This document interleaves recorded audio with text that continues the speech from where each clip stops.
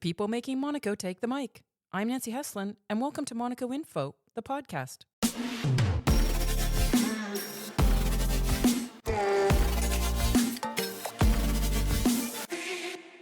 Our guest today is the books editor of the Irish Times, who has worked for the prestigious newspaper for almost 20 years in various editorial roles. Born and educated in Northern Ireland, the author saw his first book, Dirty Linen, The Troubles in My Home Place, published in 2023.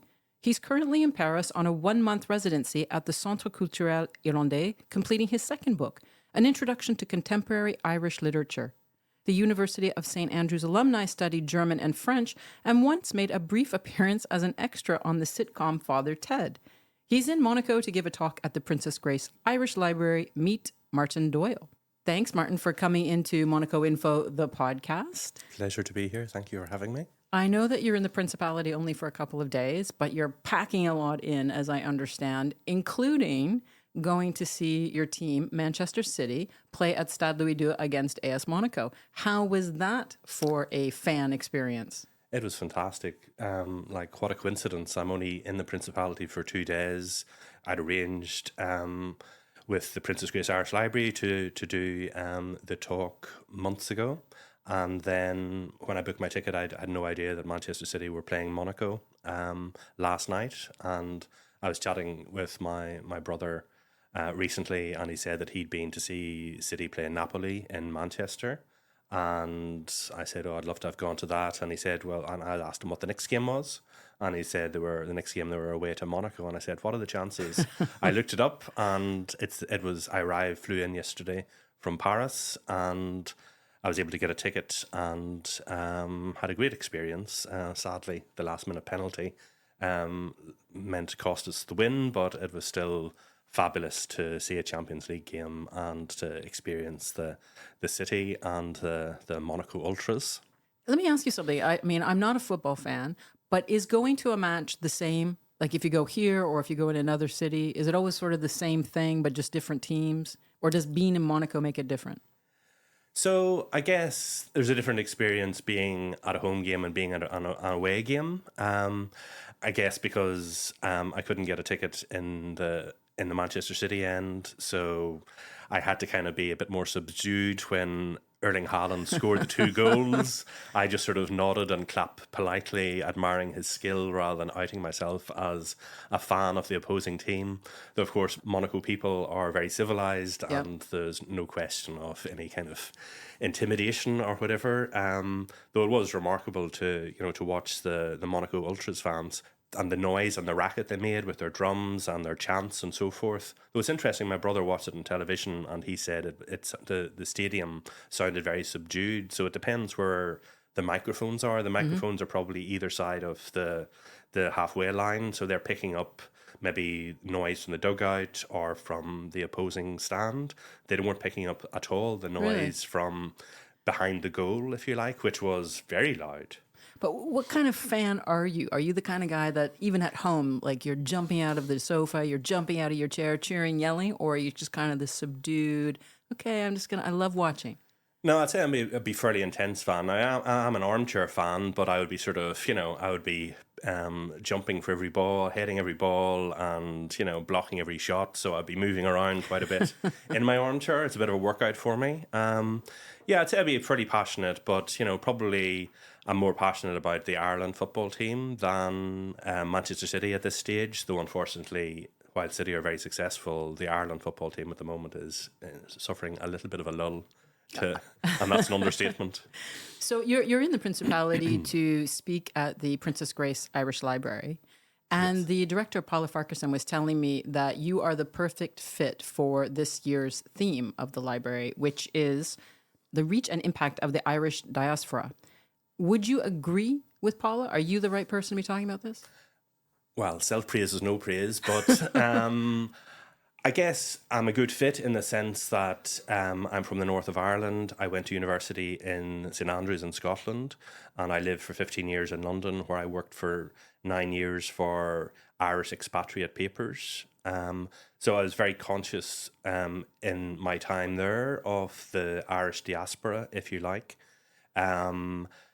And so when I was began writing this book, a collection of interviews with Irish writers, it meant a lot to me, not just to include Irish writers living at home, but also Irish writers living in Britain, living in America, and so forth. Because I think there is a sense of out of sight, out of mind, and many Irish writers living in Britain, perhaps they wouldn't have the same impact at home because, you know, they're not having book launches in Dublin, they're not attending all the literary festivals around the country.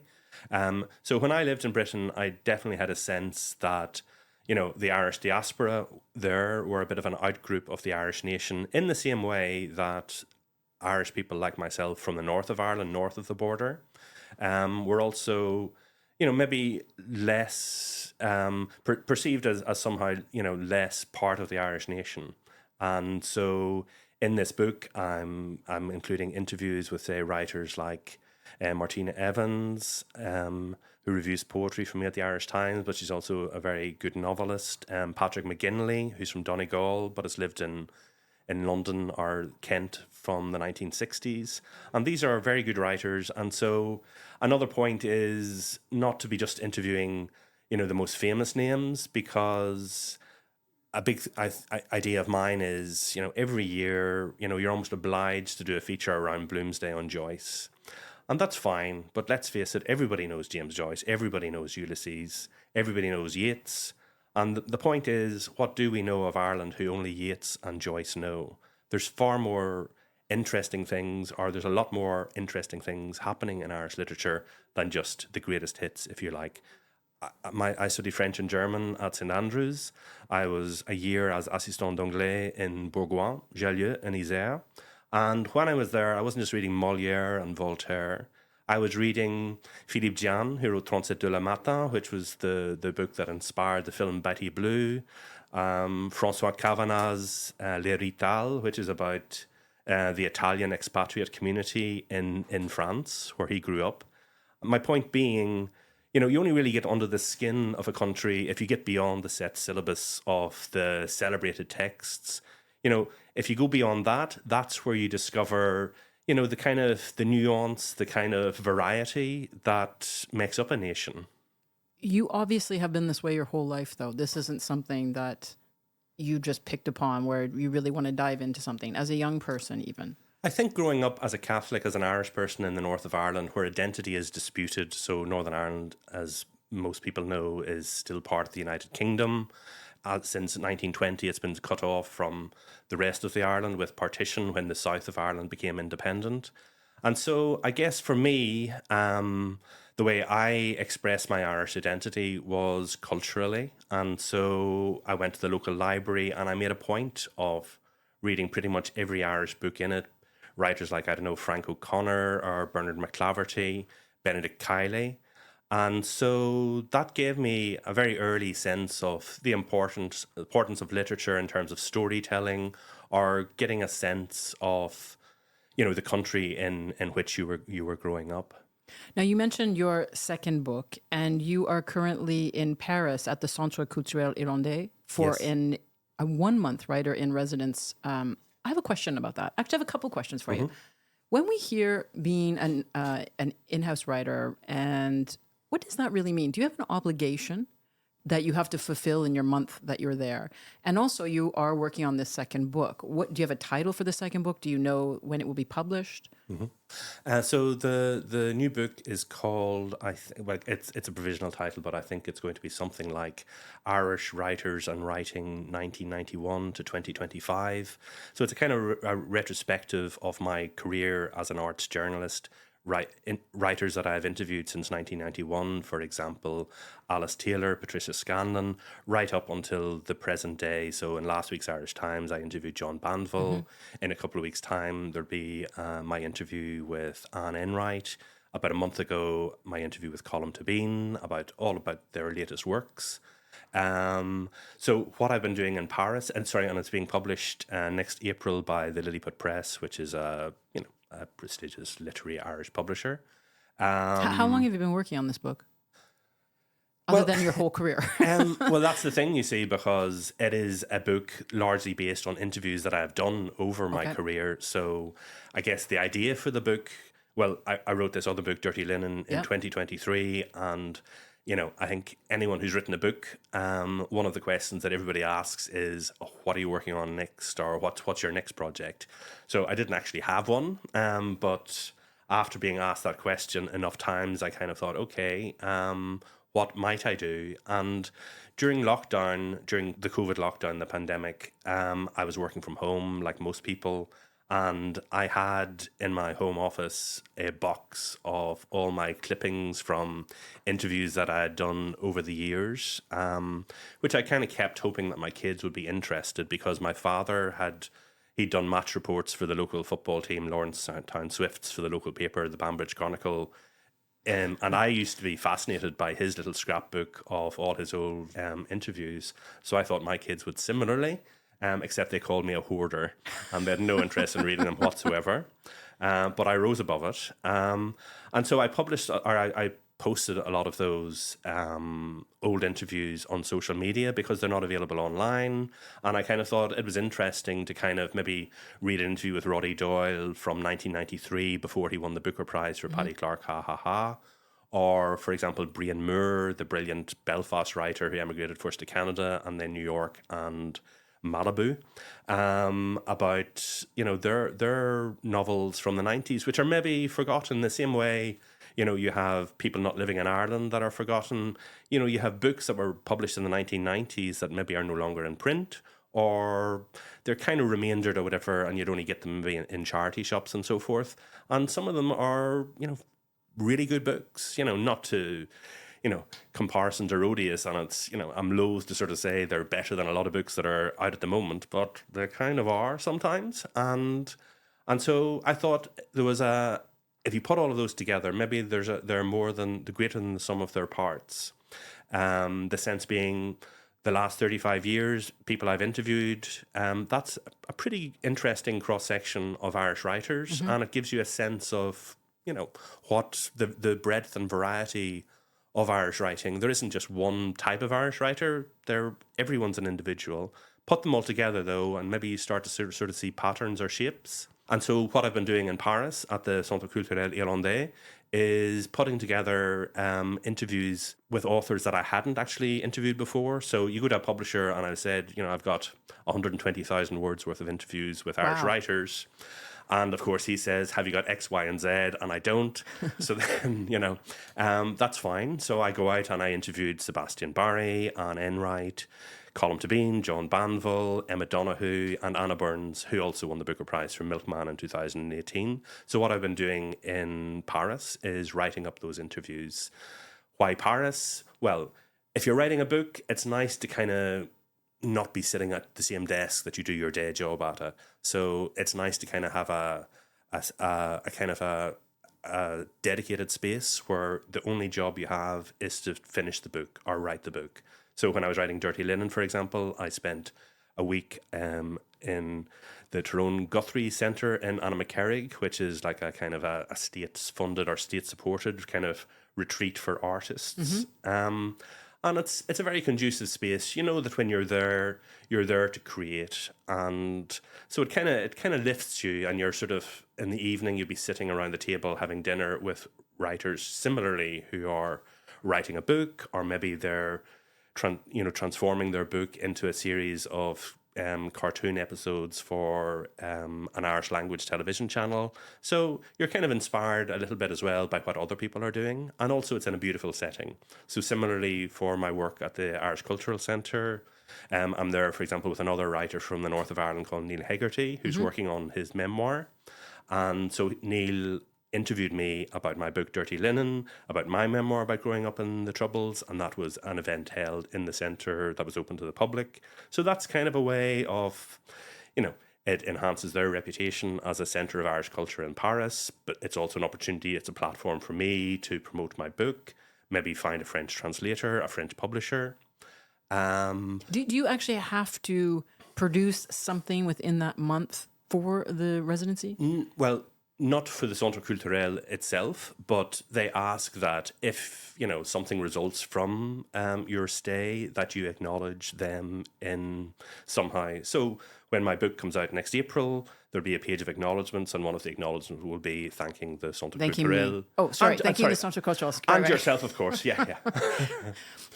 What I find really fascinating, I just lost my train of thought at my own silly joke there. Is it strange for you to be on the other end of the interview?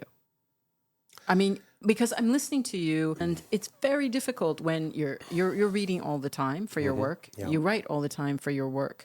You're interviewing all the time for your work. How do you have Martin the writer, Martin the editor, and how do you separate these two lives? Because both are very mentally fatiguing.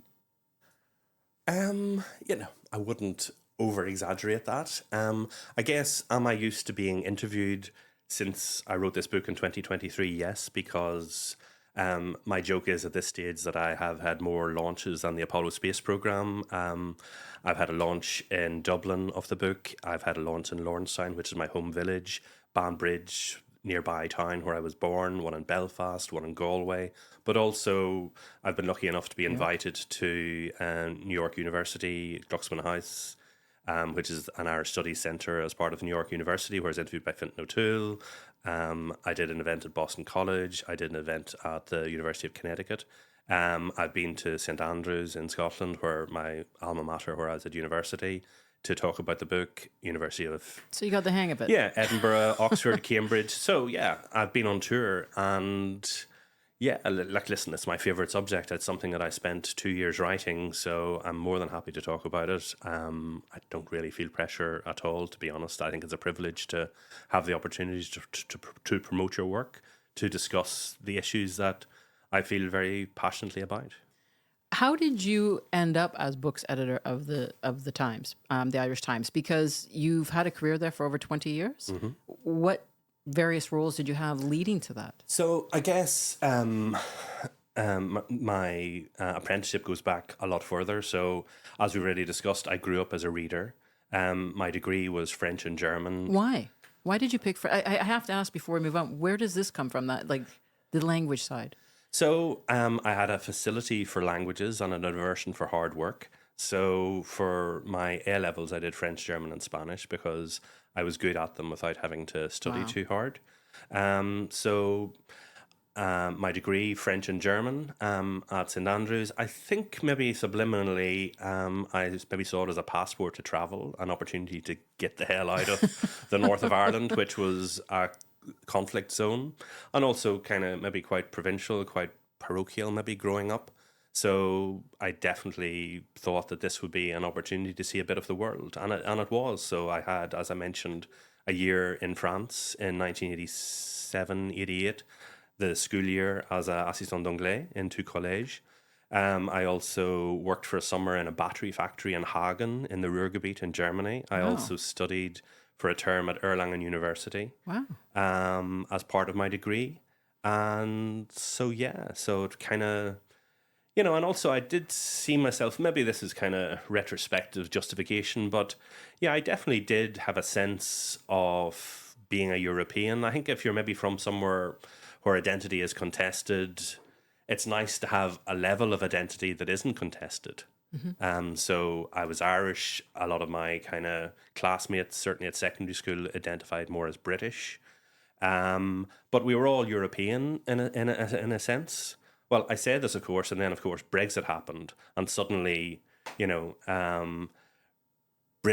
lot of British people decided, actually, we don't want to be European, or certainly not European as part of the European Union. And that, to me, was a disaster. The umbrella of being part of Europe helped maybe loosen the division in my country, because the border kind of disappeared once the violent conflict ended. Once there was a ceasefire, the Good Friday Agreement, there was no longer really a physical border on the island of Ireland. The British soldiers were gone. The checkpoints were gone. You wouldn't know that you were crossing the border apart from maybe a message on your phone. Or on your car, sort of saying, you're now in a different jurisdiction. But suddenly with Brexit and with the need for a customs border, because there was a hard Brexit, the need for a customs border, then suddenly there was the threat that a physical border was going to be imposed again. There were going to be customs posts on the border, which of course traditionally had been targets for paramilitaries to attack with bombs and so forth. Like one of the first person from my parish to be murdered was blown up at the border at a customs post. He was a lorry driver who was having his papers stamped in 1972, and he and another lorry driver, along with 4 customs officers and 3 IRA men, were all blown up by an IRA bomb that went off prematurely. So Brexit to me was an appalling thing, and it carried a huge threat because it kind of reintroduced, as I said, the threat of a hard border on the island of Ireland, which we had grown used to no longer having to endure. When I was growing up in the north of Ireland, my dad was from the south, so regularly we went down to County Wexford, on the southern side of the border, south of Dublin, to visit in-laws, and there were at least 2-3 checkpoints at the border, a customs checkpoint, a military checkpoint. There were long queues. It was a real imposition. It was a real ordeal to cross the border back in the day. And the idea that that would somehow return was an appalling thought. And frankly, it made me very angry with these British politicians who pursued frankly, something that was economically damaging even to themselves, but certainly something that was politically damaging and risky for the north of Ireland, which was still finding its feet in a post-conflict society. And where is Northern Ireland now? It's almost been a decade. It's been, I think, over 25 years since the Good Friday Agreement. I was going to say, sorry, since Brexit. Since Brexit. Right. Sure. I think peace is relatively stable. Economically, it's kind of doing okay. Politically, it's kind of sclerotic. It's, you have basically the 2 hardline parties from when the conflict was at its height, the Democratic Unionist Party, who would be hardline unionist, and Sinn Féin, who would have been the political wing of the IRA. They've kind of moved somewhat towards the centre, but they share power, but it's almost they kind of divide power between them rather than actually working closely, collaboratively together. So I find, politically the North is kind of paralysed. It hasn't really moved on. It hasn't really addressed some of the divisions within society. Like, for example, there hasn't really been a truth and reconciliation process like there was in South Africa. So in some senses, people are still kind of stuck in the past. There hasn't really been a proper healing or reckoning with what happened, the terrible ordeal of 30 years of violence. And there hasn't really been a kind of a common agreement to, how we make this place successful, I guess, for all. It's really difficult to imagine as a young child having to go through that type of border control. Listen, that was the least of it. My mum said to me when a neighbour died, an elderly neighbour died, she says... you were how old at the time? I was 8, and she said to me, Mrs. Anderson, who lived 3 or 4 doors down, has died. And my response was, who shot her? In other words, the idea that an elderly woman would just pass away of natural causes was the last thing that occurred to me. Because you watch the news every night and it's shootings and bombings and murders and deaths, violent deaths, that's your presumption when you hear that somebody has died.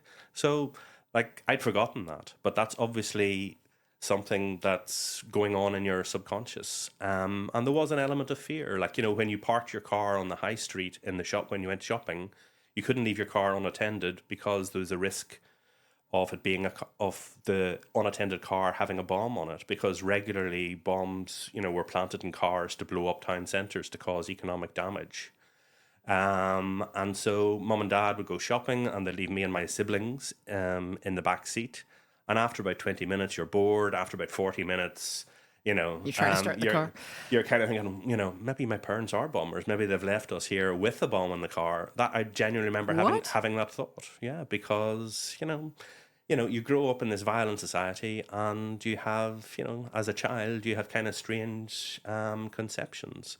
I genuinely remember crossing the border and kind of breathing a sigh of relief to kind of get away from, because once you're south of the border, you're kind of away from all the sectarianism, all the kind of the constant violence or threat of violence. So yeah, and this is me growing up not in North Belfast like Anna Burns, who has written about that conflict society and the surveillance society in Milkman. I grew up in the kind of middle of nowhere, kind of in a rural parish. I grew up in a village, but still, this was background noise, and it was like a kind of an ominous hum, if you like. But you, as a child and with your siblings, and everyone would always be constantly in a state of anxiety. I think so. I don't want to overplay it. I wasn't aware of it as such at the time. But I think in truth, yes. I think, the North, the people who lived through the Troubles, they were traumatized by it. Like, it's a well-established fact that the suicide rate in the north of Ireland is elevated compared to the rest of the United Kingdom or south of the border, because people were traumatized. And that has continued post-conflict.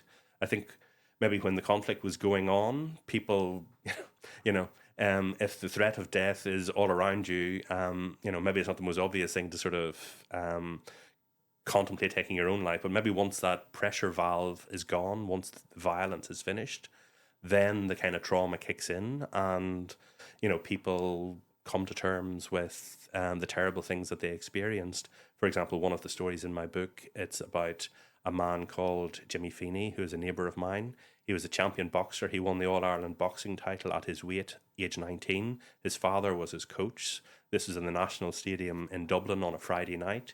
2 nights later, his dad took him to a kind of a shebeen, a darts club, to show off his son and his medal.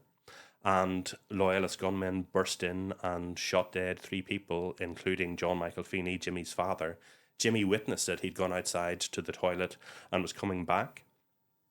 And he was able to tell the police the colour of the trousers that the gunman who killed his father was wearing. He was able to identify the shoes that he was wearing by the only available light, which was the muzzle flash of the gun that was killing his father. And I say in the book, what light could be darker than that? And that's the light that he lived by for the rest of his days. He ended up becoming alcoholic and taking his own life many years later. So that, to me, is the long tale of trauma, of conflict. You grew up in the Linen Triangle, is that what it's called? Yeah. Now, I heard in an interview that this was also called the Murder Triangle, but the neighborhood itself is only a couple of square kilometers. It's no bigger than Monaco. If we look just at a reasonable comparison, to say that there were 20 horrendous murders over 3 decades in this very small space. And maybe you can just tell listeners, let's talk about your book, Dirty Linen, The Troubles in My Home Place. Why the title? And what made you want to tell the story now? So dirty linen or dirty laundry is a kind of I think a fairly well-known phrase. It means kind of, you don't talk about or hang out your dirty linen in public. In other words, there's some stuff that you keep private, that you keep secret. Do you think that for the Irish that's even more so, or do you think that's just a general way we feel as human beings? I don't know about that. Okay. What I'd say is, possibly because in a maybe a devout society, or society where a lot of emphasis is put on appearances, being a good Catholic or a good Christian or whatever, you behave well. And for example, obviously I don't know if people are familiar with the Magdalene laundries, if that was a thing in Monaco or Europe, but certainly in Ireland, there was these laundries where penitent or women who maybe got pregnant outside marriage were put away in these institutions run by the church, convents. For example, Small Things Like These by Claire Keegan, the novel which was made into a film starring Cillian Murphy, that's set in a Magdalene laundry. And so those were a sense of basically you lock people away rather than cause scandal or whatever by having unmarried mothers having babies back in right up until the 80s, I think the last one closed. So yeah, there is an example of dirty laundry, if you like, of people being put away rather than being, out in public because they had caused scandal in some sense, and they were put to work cleaning the laundry of the church, of priests, or of the whole community. So yeah, so that maybe is, another layer. For me, I use the term dirty linen because, as you mentioned, my village, my parish, lies along the River Bann, which was the heartland of the linen industry in the north of Ireland. I think it actually partly was inspired by French Huguenots. They brought the linen industry to Ireland way back when. But anyway, the linen industry. So in writing, I was asked to write about being working class, a contribution to an anthology that a fellow writer was putting together. And I said, growing up in the north of Ireland, I felt, my identity was much more tied up with being Irish or being Catholic than being working class, albeit that was part of it. So I said, I'd rather write about that experience. And he said, fine. So I ended up writing about what happened to my grandfather. He worked in the linen industry, and so did his sister. And this is around the time of partition, and What years are we talking about? so 1920. Okay. There was a robbery and somebody from the linen factory in Guildford was killed in this armed robbery. And it was taken as an opportunity to sack all the Catholics who worked in the linen industry because it was presented as being, part of the IRA's, the old IRA's attempt to win independence from Britain by, insurrection, if you like. That wasn't the case. It was just an armed robbery that went wrong.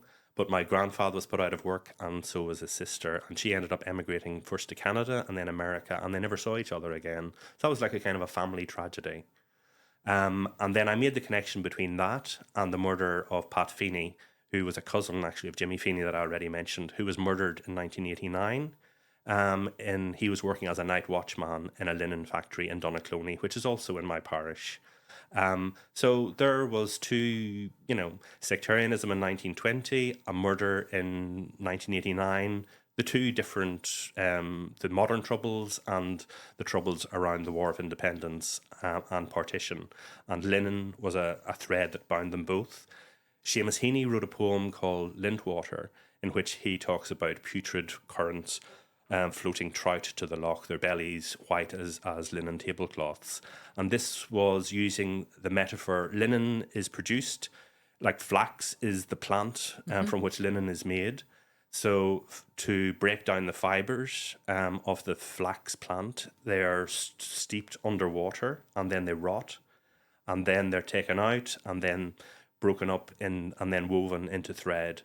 But the rotting or retting process creates a stench, and Heaney used the stench of the process of making linen as a metaphor for the stench of sectarianism, which polluted the north, if you like. So that was another thread. There was, so there was lots of other kind of things that happened. The shooting that happened in the Blairy Darts Club, that club was actually an old weaver's cottage. So again and again, I kind of found connections that meant that linen was, a symbolic thing. The school that I went to, where I experienced sectarianism as a Catholic, it was predominantly Protestant. And the original building of the school belonged to Thomas Ferguson, who was a linen lord. He was, a man who grew up on the linen industry. So basically, the fabric of the local community was all about linen, the linen industry. So you wrote, it's very important for me that this isn't the story just of my Catholic friends and neighbors. It is the story of the entire parish, Catholic and Protestant civilians, a RUC man, a territorial army soldier. I make no distinction. Grief is grief, loss is loss. Let's say that I've never heard of the Troubles and I decide to Google conflict in Northern Ireland. Mm-hmm. What would you hope I would find as a summary? So, Just to give the listeners, to make sure that as we get into the book, that they really understand the time we're talking about, what we're talking about. sure. So, I guess the history of the conflict in Northern Ireland, it's, it has got common things with other conflicts. Basically, it's two people sharing the same land. So, both feel that it belongs to them and want to have complete ownership of it, if you like. And so, Ireland was an island, is a small island next door to Britain, a larger island. Britain invaded, colonized it, and over the centuries, Irish people fought back and sought to assert their independence. And the north of Ireland, ironically, was the part of Ireland that was most resistant to British rule, and therefore Britain resolved to change that by planting it, by basically settling it with loyal Protestant, English and Scottish settlers. And so the north of Ireland became quite quickly the most loyal part of Ireland to Britain. And therefore, when the War of Independence happened, that began with Easter Rising in 1916, and later with the IRA War of Independence, 1919 to 1921, the north of Ireland resisted. Well, I say the north of Ireland. Most of the people in the north of Ireland were Protestant and identified as British, and therefore they resisted the the IRA campaign, and therefore that led to partition. In other words, the dividing of the island of Ireland into two parts. Now, you might sort of say, well, that was an elegant solution. You kind of, the people who, identify as Irish, they're south of the border. The people who identify as British, they're north of the border and stay part of the United Kingdom with Britain and Northern Ireland.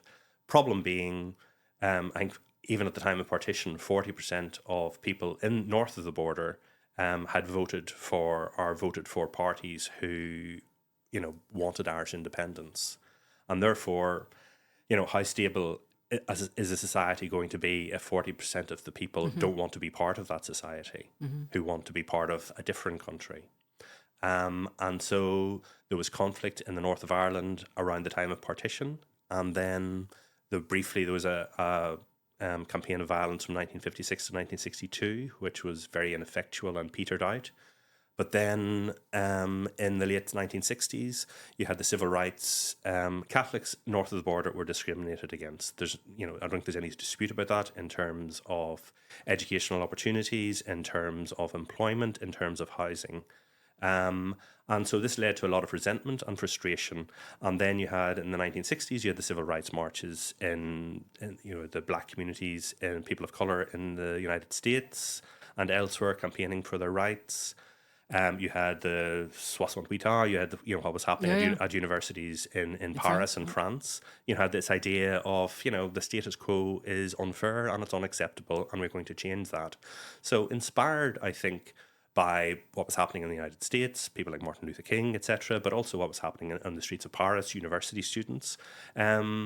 The kind of growing Catholic middle class, if you like, or university students, they started campaigning for equality in terms of housing, in terms of the gerrymandering, where Derry City had a large Catholic majority, but it was the political wards were divided in such a way that there was a guaranteed Protestant majority because all the Catholics were piled into one ward, and then there were two small wards carved out to ensure a Protestant majority, despite them being significantly a minority in the city.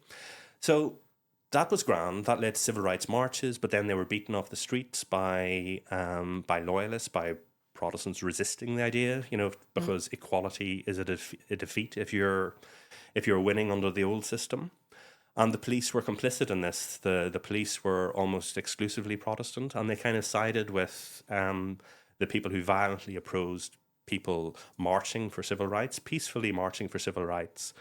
So, and then the IRA, which had been dormant, saw an opportunity to, even though people were marching for civil rights in Northern Ireland rather than, marching for a united Ireland or anything, Republicans, Irish nationalists, Irish, militant nationalists saw an opportunity to reignite the fight for reunification for complete Irish independence from Britain. And like to me, that was a disaster because obviously that led to a reaction, and there was a lot of loyalist violence on innocent Catholics. And also the British Army brought in, initially seen as a welcome buffer to kind of protect Catholic areas, particularly of Belfast, that were being attacked by loyalists. But very quickly, I would say the British Army reverted to its age-old role of actually, protecting the British state and British interests and siding with the Protestant, community which identified as British. It's kind of human nature. If you've got one side of the community attacking you and the other side not, you're going to identify with them. So even though they were brought in supposedly to protect Catholics, it ended up that they became almost like a kind of an army of occupation, and they carried out massacres in Ballymurphy and Belfast, and then in Bloody Sunday in Derry, which I think everybody knows about, is notorious. 13 innocent civilians shot dead by British paratroopers. And so that poisoned the well, and that's what led to 30 years of conflict. And so why now? Why did you want to represent both sides in this story? Is it about talking about community? Is it talking about life just living normally under these circumstances? Honestly, it's a book that kind of grew organically. It wasn't my, grand plan or anything. It's a bit like, I guess, the book of interviews with Irish authors. How long did it take? It's something that I've done for 35 years. How long did this book, Dirty Linen, take? It's something that I probably started in 2022 and wrote over the course of, just over a year. Wow. But actually, it's a book that, or certainly the ideas of the book and the things that I explore, they're something that I've lived with all my life. So how it came about is I wrote this kind of essay, which is really about growing up in the North, experiencing sectarianism maybe, but also a celebration of the community of which I came from, a working class community. But I make some points, like, for example, I grew up in a council estate, and one of my most famous neighbours was Margaret Barry, or Maggie Barry, who was from a travelling background, but she was a famous singer. And yet there was no plaque, recognizing or remembering her on the house where she lived. And I make the point, there's no such. Have you ever seen a plaque on Pebble Dash? In other words, you see plaques celebrating great people, but they're usually on red brick houses or on stucco mansions in capital cities or big cities. Like Pebble Dash is like a kind of like, I don't know if you have it in France or whatever. It's symbolic or it's you see it on kind of working class homes. And the idea of a plaque celebrating somebody as a major figure on Pebble Dash is unlikely or unimaginable almost. So that's just one aspect of the essay. But another thing that I did was I mentioned the fact that how the Troubles came to my doorstep, literally, in that my milkman, Barney O'Dowd, he used to deliver milk to us every day, and at the weekend he would come and collect money for the milk, and he would have a satchel full of coins around his neck, and he would allow you as a child to kind of put your hand into this like a pot of gold and come out with a clutching, a fistful of small coins, and this was untold riches to a small child. And his son Declan was our coal man. In other words, Charbonnier. He delivered coal to us every week. So this is a family that, even though they lived a couple of miles away at the far end of the parish, we knew them very well. Everybody knew them. And in January 1976, Loyalist gunmen burst into their farmhouse on a Sunday afternoon, and they shot dead Declan and his brother Barry, and they shot dead their Uncle Joe, who was Barney's brother. Barney was also shot, but he survived. But after the shooting, because the family were terrified, the mother in particular, Kathleen, that Loyalist paramilitaries would return and kill the rest of the boys, the brothers, the family moved south, and I never saw them again. And that was, to me, in writing the essay, that was a bit of an echo about my grandfather, Arthur Pat, never seeing his sister, Kate, again after she emigrated to America. I wrote this essay and was published, as well as in the book, it was published in the Irish Times where I work. And Noel, one of the surviving sons, Barney's son, he read it in the Irish Times and invited me to meet Barney, who was still alive, living in the South. He was 98 years old.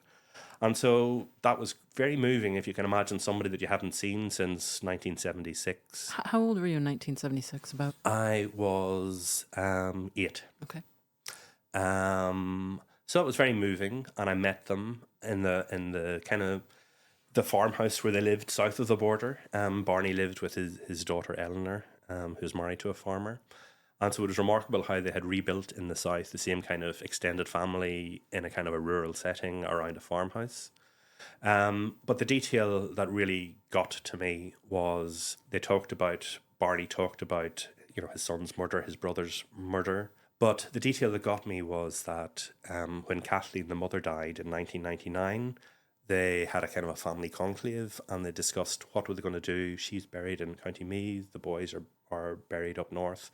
So they took the decision to rebury the boys beside their mother. But the detail that really kind of got me was that they personally exhumed their brothers' bodies. And that to me... What? That to me was so powerful an image. It was like something from a Greek tragedy, like going back to a place of harm and removing the very bones of your loved ones and placing them in a place of safety south of the border. It's hard to imagine, but it was an act of love. And I guess that to me was the starting point for this book. I'd written my own story, which is modest enough and harmless enough, and people had said, "Oh, that was fascinating, you should write a book." And I said, well, I've nothing really more to say about my own experience. But then when I wrote about the O'Dowds, as well as Noel and Barney telling me what happened to their family, Noel said, "Would you like to come and visit the old farmhouse where this happened, which is in the middle of a field? It's been blocked up by all the windows and doors. Breeze blocks have shut it down. It's like a mausoleum." And obviously, I did want to see it, but part of me didn't want to see it. But I felt, how could I not? Mm-hmm. It's an act of bearing witness. It's an act of solidarity. I kind of think about what happened. Not everybody experienced the conflict in the same way. I experienced it somewhat at a remove, mostly witnessing it on television or being aware that, the things that happened to my neighbours, my classmates, people in my parish. But it didn't happen to me. So then when you're kind of confronted with the reality of it, when somebody that it did happen to says to you, "Do you want to come and see the farmhouse where this happened?" I kind of felt an obligation to go although part of me fought against it. And so me and Noel went to this place, which you can't see it from the road. You climb over a locked gate. You walk down a laneway, and then the laneway bends to the left and the right. And then you come to this place, this farmhouse, surrounded by the most beautiful, peaceful countryside you can imagine, rolling hills, farmland. And there's this building, and, every window is blocked up with breeze blocks, every door. You enter via the kitchen door, you pull back a kind of a metal sheet, and you go inside. The roof has kind of come down. And Noel pointed out to me, this is where, Barry was shot, this is where Declan was shot, this is where Joe was shot, this is where my dad Barney was shot. That has a weight. That, you're talking psychogeography there. You're talking about this is a place of harm. And Noel, to his credit, as well as taking me to where his family suffered such terrible loss, he drove me around the whole parish, 500 yards away, and something like 20 years later, two other Catholic brothers were murdered on the day of their sister Roisin's 11th birthday party. 2 hours after they'd celebrated that, loyalist gunmen burst in and shot them dead. And Roisin, still has the birthday card from her brother with a bullet hole and blood on it. And so that was one example, but he took me all around the parish to Bleary Darts Club, which I mentioned earlier, which is only about a mile away. He took me to a field where 3 British soldiers were blown up. The cottage is no longer there. It was blown up. But again, 3 British soldiers lost their lives there in a booby trap bomb planted by Irish Republicans. He took me to Guildford to a public house where 4 days before his family were shot, 3 Protestants were blown up by an Irish Republican bomb. I interviewed Richard Beattie, whose father of the same name was one of those people who died. And I heard his story, and his story to me is equally tragic, and his loss, carries the exact same weight. This comes back to your earlier question, Catholics and Protestants side by side. So there's a historian called Eamon Phoenix, and he's written a lot about the North. And he's got roots in the parish as well. So it was fascinating. He was able to tell me the big picture, but also the kind of the local history of my parish. And he has this, I use it as one of the epigraphs to the book. We share a common history, but not a common memory. In other words, you can experience the same things. You can live through 30 years of violence, and yet one community focuses on what was done to them, what they suffered. The other community can focus on what was done to them, what they suffered. In other words, you don't have the same narrative despite having lived through the same thing. So my book, side by side, chapter by chapter, you have what was, Catholic grief and loss, Protestant grief and loss. In other words, this book deliberately sets out to confound the idea of only identifying with what was done to you and yours. This challenges you to recognize what was done to you and also what was done by people from your community to the other community. So it is, in that sense, it is hopefully an act of reconciliation, of learning, a better history, a truer history. I was telling my husband about your book because my husband is Irish Catholic, grew up in Toronto, and when we were talking, and I said that you represented both sides, both stories of grief, he told me that when he was a young kid in Catholic school, every day the day would start with a story about Bobby Sands and his hunger strike, which started March 1st in 1981 and went 66 days until his death. Mm-hmm. And I asked him about that. I said, as a young person, what did that mean to you? And he just said that it was this mentality driven into them about Catholic versus Protestant all their lives. And so he's very interested to read what you have to say.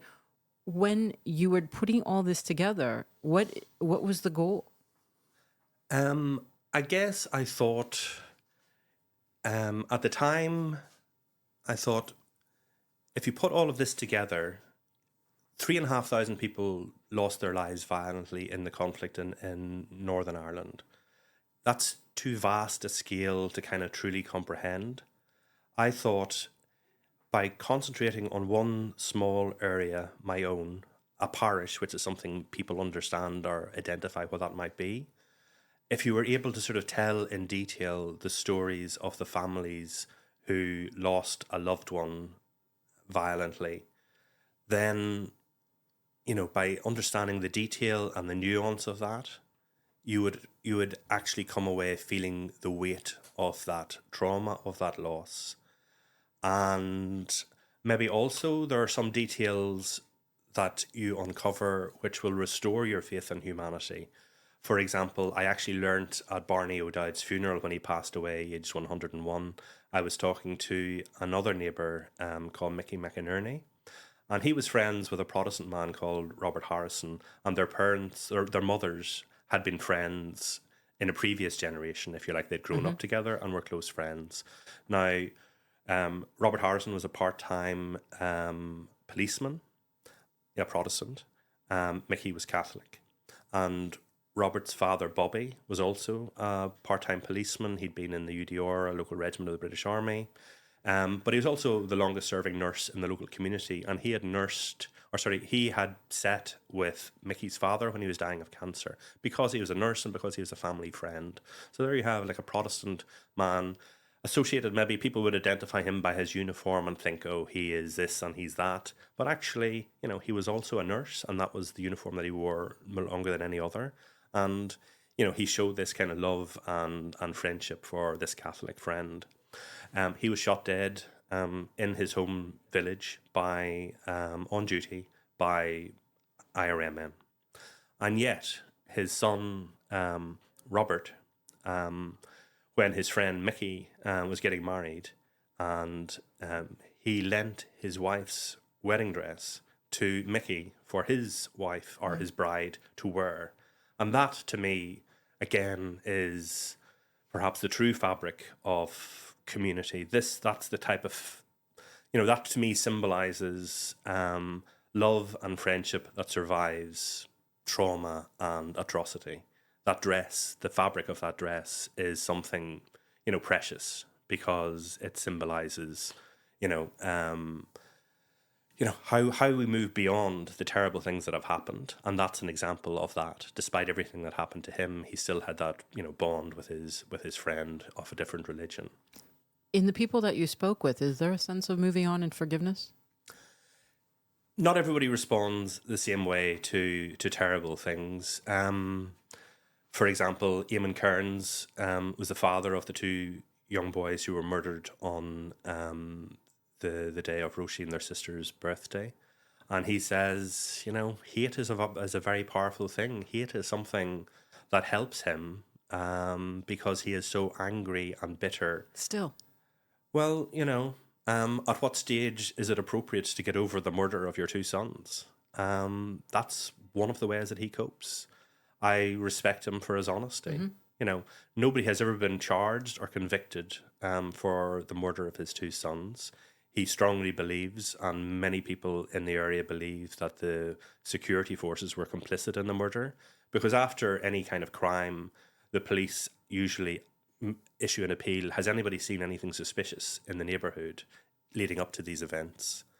And the awkward truth is that what the local community saw that was suspicious was a heightened presence of security forces in the area in the hours leading up to the murder of the two boys. And yet the parish priest, for example, he had been saying, a religious service in the local chapel, and he was stopped twice by members of the security forces at checkpoints that day. And yet that evening, the terrorists, the loyalist paramilitaries, had a clear run to, come out of into the area, murder two boys, and leave the area without being stopped by any security checkpoint. So, I would give, Eamon Kearns a pass on his hatred and his anger. No, I think it's true. In fact, even as I ask that question and say the word still, I don't know. I'm not in that situation. And, we live in a world where we're supposed to forgive, and we're supposed to be thinking that that kind of anger makes us sick internally and does, but we haven't walked in those shoes. I think that's it. This book is an attempt to be honest, and, it's almost too easy. Like people, like Eamon says, he was born ironically on Remembrance Day, the 11th of the 11th, November the 11th.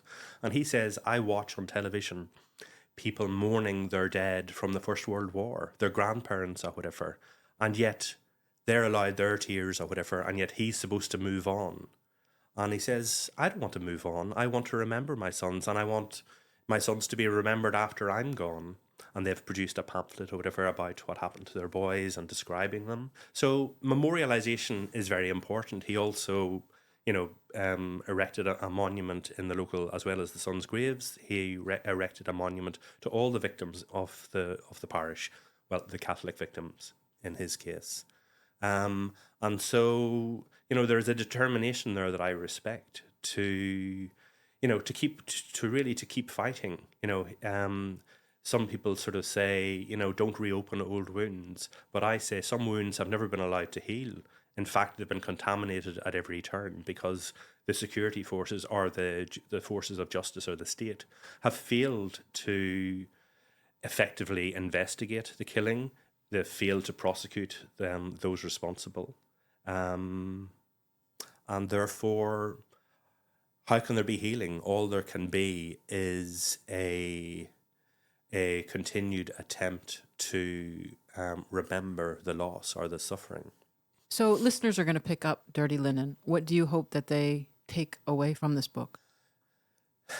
I guess it's different depending on where you're from. Like, I wrote this book primarily for people on the island of Ireland or maybe the island of Britain. But also in the understanding that, British people have largely managed to ignore what was done in their name on the island of Ireland. There's the old saying that, Irish people remember too much and British people forget too much. And, to be honest, that's the privilege of the colonizer, is to, to forget, your history. Like people, like, it drives me mad, frankly, when I hear British people talk about, the sectarianism in Ireland, without any realization that, the sectarianism was introduced by the British colonizer, if you like. So in terms of people in France or whatever, I guess if you're interested in history, if you're interested in any conflict, there are parallels. This is something that happened in a neighbouring country, as people keep saying now post-Brexit. France is Ireland's closest neighbour in the European Union post-Brexit. Right. So, I think it's good to know about your neighbour's history. I think that's a good place to wrap up because we're running out of time. But I have to ask you before this ends, I'm sure you know what I'm going to ask you, but did you make an appearance on Father Ted? Yes, I did. So Father Ted was a sitcom that ran from 1995 to 1998. And I think the Radio Times said it was the second funniest sitcom ever after Fawlty Towers. Very funny show. How the heck do you end up on Father Ted? So although it's set on a remote island off the coast of Ireland, the interior scenes were actually filmed in London in a place called London Studios on the south bank of the River Thames. And I'd interviewed the writers Arthur Matthews and Graham Linehan actually for their previous sitcom, which is called, of all things, Paris, starring Alexei Sayle, about a kind of a pretentious artist who every week, every different episode, fell for the latest craze, whether it was surrealism or modernism and so forth. It wasn't very good, but they told me at the time that they were working on another sitcom, Father Ted, about three priests, crazy priests on a remote island who they'd been sort of banished to for bad behaviour. And I wasn't sure whether that was any more promising, but actually when I saw it, I went to the launch and the first episode was hilarious. It was brilliant. And so I interviewed them and got to know Ard O'Hanlon, who played Father Dougal, the young foolish priest. Oh, yeah. And so he would invite me along, and as it happens, to complete the circle, Ardle launched my book Dirty Linen in Dublin, because ironically his father, Rory O'Hanlon, had known one of the people in the book. So kind of kind of a small connection, but an interesting one. Sorry, back to Father Ted. So I went along and saw the filming of it, and then there was a free bar afterwards. Right. Why wouldn't you want to be there? And then after a while, I realised that people who'd been maybe sitting beside me in the audience one week and in the green room afterwards were suddenly in dog collars, were priests themselves as extras in another episode. And so after a while, I plucked up my courage and said to Arthur Matthews, one of the writers, is there any chance I could be a priest, an extra in an episode? And I left it obviously to the last minute because I actually appeared in the very last ever episode. Wow. The last episode of Series 3. It wasn't a result of your performance that they decided to end the show. No, unfortunately, Dermot Morgan, who played the title character Father Ted, died of a heart attack 2 days after the filming of the last episode, and that's what meant. I think they intended, to be fair, to finish the show then, and because they didn't want it to kind of drag on like so many other series do, becoming less funny with every series, and so that's how it happened. So you had a taste for acting, and then you never wanted to take that further. Well, I wouldn't say that, I would say it was more the case of my agent's phone never started ringing. Funnily enough, I was actually in another film quite recently called Spilt Milk. It hasn't been released yet. It has, picked up a couple of awards at film festivals around the world, but I think it's being released next year. And I play a drunk, unfortunately, in a pub. I notice there's a theme here going on. I dread to think. But no, generally, my acting career has not taken off. Well, we're fortunate that you are such a talented writer. This has been fascinating, Martin Doyle. Thank you so much for coming on Monaco Info. A pleasure. Thank you for inviting me.